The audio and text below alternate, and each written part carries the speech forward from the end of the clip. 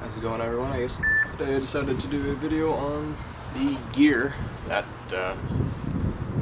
I've got for each of the dogs. Kind of go through pretty much everything in their go bag, and then a little bit of stuff here and there that I keep around at home.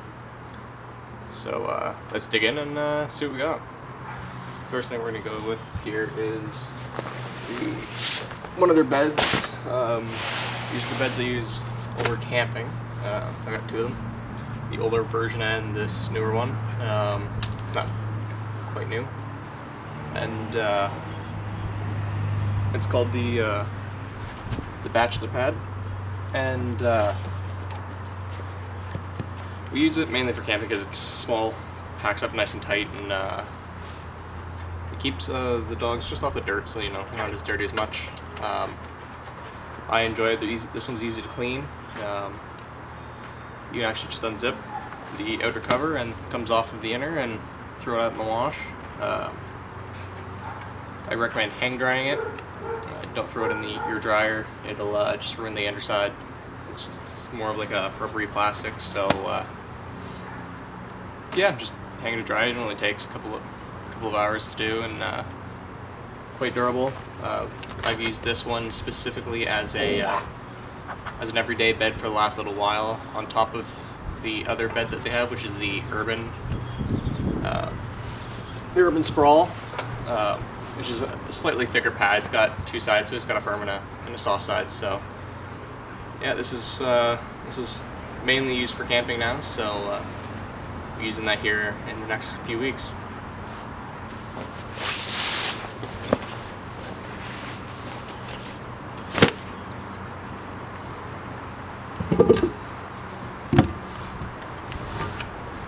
For bowls, as you can see, they know their bowls quite well. These are the two types of bowls I use. The one here, this one here is made by Roughwear. It's a new, well, relatively new base camp bowls. It comes in three colors. It comes in green, blue, black. So I use that one mainly for water, and then I use the black for sky, the green for summit, and then this red one here is actually made by Yeti. I got this one specifically for moose because it's red, and moose's two colors are red and orange, so I'm trying to keep everything kind of color coded here, and I do like this one though. It's a little sturdier. It's all the weight's kind of just down here on the bottom, so it makes it a lot harder for him to knock it over. And yeah, I like the stainless steel powder coated bowls. They just look a lot better than standard bowls.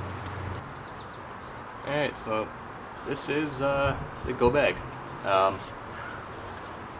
We're just gonna pound through this. Sorry if there's wind in this video. Can't really do it inside, it's too dark, and then outside it's a little bit of wind today, but it's the day I've got the most sun, so just trying to get through this. This is the bag I use. It's just a haul bag from Roughwear. A lot of pouches, a lot of holes, spaces, stuff like that. You got mesh on here, you got a zipper pouch on the outside with more mesh. Holds quite a lot.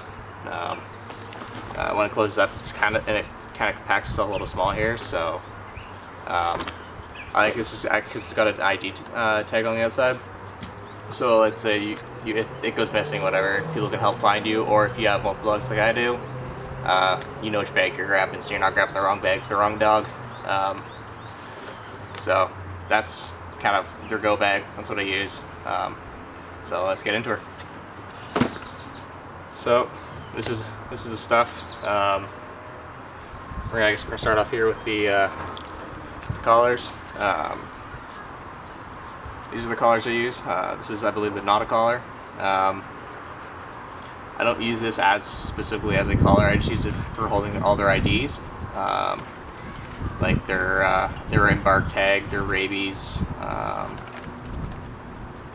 all that kind of stuff. And then their main tags. So I like it because it's nice and small. It's not going to really show a lot underneath their fur. so it kind of just doesn't mess up their fur and stuff like that. Prefer this one over the larger colors for everyday kind of out and about stuff. It looks a lot nicer. This is the other color. Each of the dogs have a color like this. It's called Chain Reaction. I don't use it as a correction tool for the most part. I just use this mainly when we're at camp, or if I'm not using a harness. I use it to the point where it's not going to slip off of them, but it doesn't choke them, just to keep better control, so if they see something and they really try to get out, they don't. And it's just better assurance that they're not going to get out from their collars and run away, especially with huskies and hyperactive dogs, that if they do get out and and they're not trained properly, or they just see anything like mine. If mine see a squirrel, a bird, or whatever, they're gone. So that's just a bit of insurance for this. So for their leash, I use 2 different rough wear leashes. I use one with a carabiner on it, like this one. This one's to go with each one of their collars. This is their everyday. It's got a carabiner with a lock on it, so it doesn't come undone. A little bit, again, a little bit of security there. So that's the main portion. And then this, the handle. I like this handle. It's rounded, so there's no real pressure points. And then it's also it fits my hands really well. A little bit of padding on the inside, and then you got a poop bag hold where you can slide your poop bag inside to hold on to it, so you don't have to carry the entire roll with you. Again, each one is kind of color coded. Summit's got blue and yellow. Sky's got black and gray, and then Moose has red and orange. Just because you can't find the exact product for every dog, so each dog's kind of got their own pattern going on, so that's kind of how we go with that. This is the Front Range leash. I love this leash. I used this one for a long time. I keep mine with carabiners on them now because I use these mainly for tie-outs. When I go camping and such, I just tie them out to the main line and don't have to worry about it. And then you've got the other end, which I love. You got a handle really up close, so if you need proper control, you've got it right there. And then I like this buckle. It's really nice. You don't really need to fumble while trying to put something on, so if you're trying to get something on or get it on something quick, it's just a quick hook it in and you're done. So like that design. For their harnesses,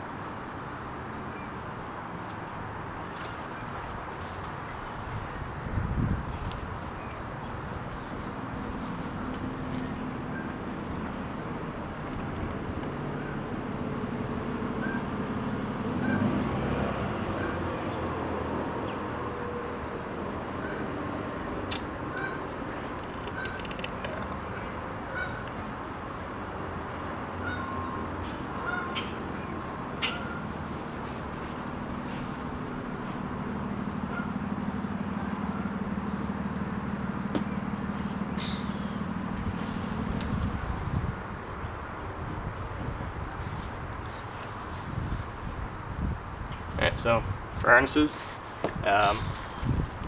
this is the Front Range harness here, again, blue for Summit. I love these harnesses. Great support on them. It's not just like those thin bands, like thin straps that you get for a lot of harnesses and stuff like that. Nice thick pads. They do have the straps that go straight down through them and all connect up. So you got the strength, but again, you've got the support, which a lot of harnesses don't use, which is kind of crazy. You got a connection point here, and you also got one in the front for helping prevent pulling. Doesn't work for everyone, but it is there. You got a little ID pouch here.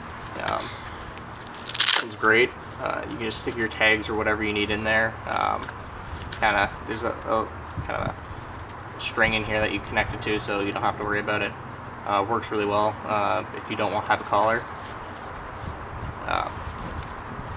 Really easy to get on your dog and stuff like that.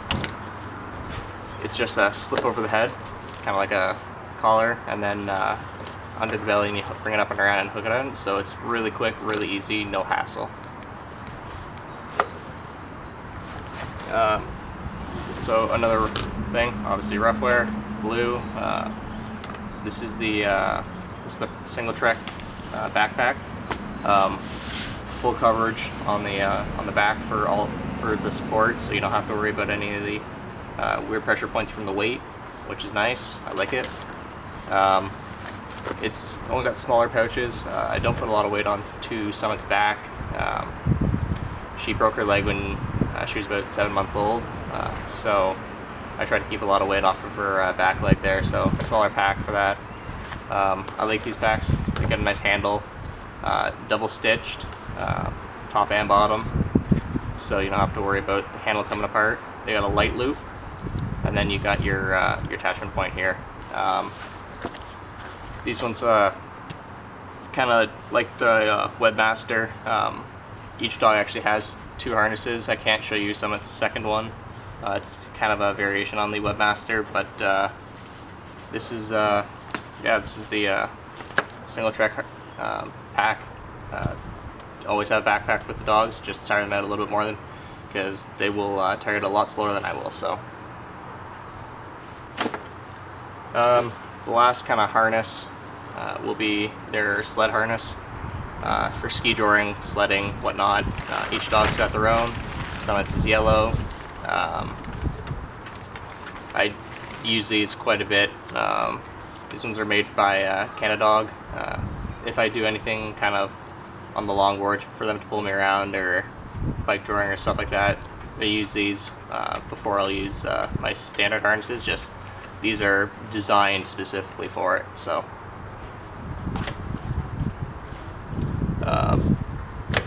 I've got for each one of the dogs I got this. This is kind of the gold that I've got for the dogs. I don't go anywhere without these now. I've proven that with Summit for over the last few years when I've used these.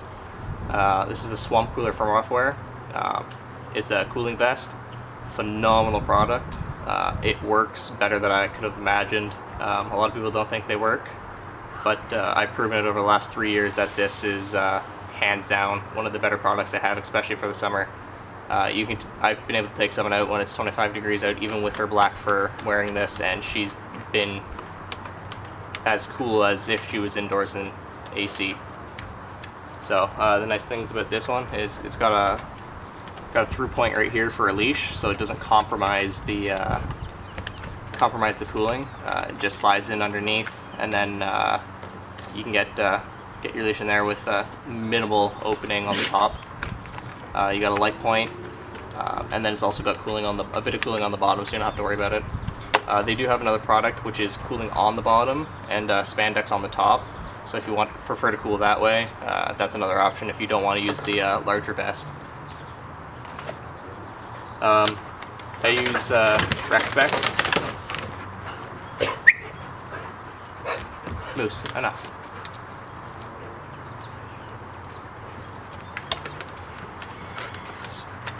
Go on. Don't all come over here. So I use Rec Specs. These are the goggles I prefer. I prefer these over doggles. Doggles I find they are really small and they pinch the nose and they just don't look as good. These are UV, so when you're up in, just say if you're hiking out in the mountains, stuff like that, and you're on a glacier or whatnot, or a large snow patch, dogs can get snow blindness just like we can. It's just a burn retina. I mean, I use these to protect their eyes, just like I wear sunglasses to protect my own eyes. Each dog, again, it's got their own. I won't go anywhere, especially up in the snow, without these. I try to get them to wear these as much as possible, just so they can keep used to them, so they aren't smacking them off the face all the time. But yeah, now that they've got all these the newer sizes in, anybody can get these, even for the smallest of dogs to the largest of dogs. So Product definitely worth looking into. This is just a light collar, an LED collar, so I can tell which dog is which in the dark, especially when it's pitch black out and there's no and there's a lot of cloud cover, so you can't see.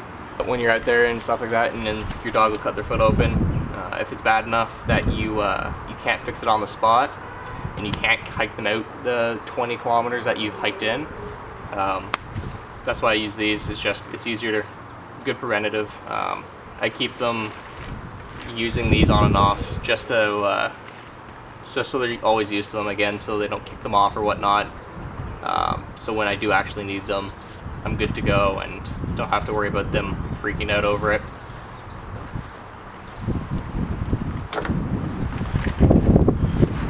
Bowls, yeah, so just nothing special, just nice small flat. This is the water bowl, kind of crazy small. I prefer this over the other ones. So you can use this definitely when you're hiking.